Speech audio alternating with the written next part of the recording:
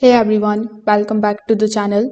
In today's video, I will show you how to fix the Vanguard blue screen error in Valorant and League of Legends. Now, if your PC crashes, shows you the BSOD or restarts when Vanguard loads, these are some of the easy fixes that are definitely going to solve the problem. So first of all, you need to fully reinstall Riot Vanguard from your PC.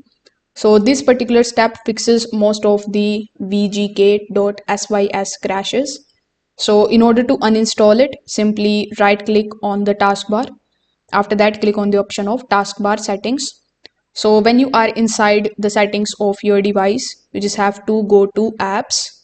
In the apps, you just have to look for the option of installed apps. Now over here in the search bar, you need to simply search for Riot Vanguard.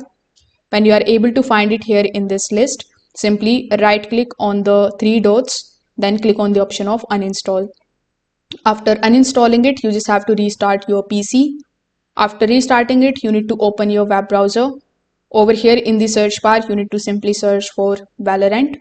So once you are here on Valorant, you just have to reinstall Vanguard from the official website. After reinstalling it, simply restart your PC once again, and then you need to test your game.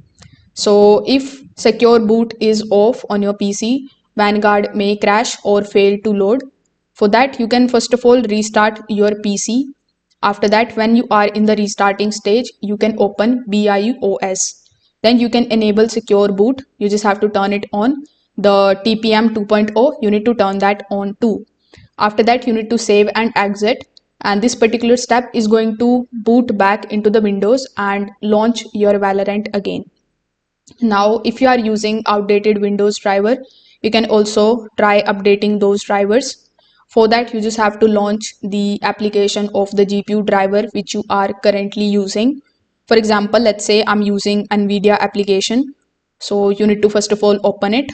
Then simply go to the drivers section. In the drivers section, when you check for the option of update, if you see this type of install button here, simply click on it and you need to install the latest graphic drivers. After that, you need to again launch your game and see if it is working properly or not.